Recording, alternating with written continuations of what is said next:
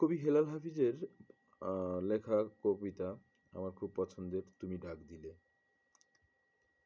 একবার ডাক দিয়ে দেখো আমি কতটা কাঙাল, কত হুলস্থুল অনটন আজন্ম ভেতরে আমার। তুমি ডাক দিলে নষ্ট কষ্ট সব নিমিষেই ঝেড়ে মুছে শব্দের অধিক দ্রুত গতিতে পৌঁছব, পরিণত প্রণয়ের উৎসমূল ছব, পথে এতটুকুও দেরি করব না।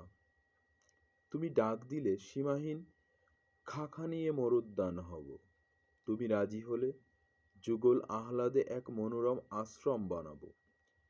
একবার আমন্ত্রণ পেলে সবকিছু ফেলে তোমার উদ্দেশ্যে দেব উজাড় উড়াল। অভয়ারণ্য হবে কথা দিলে, লোকালয়ে থাকবো না আর, আমরণ পাখি হয়ে যাব, খাবো মৌনতা তোমার।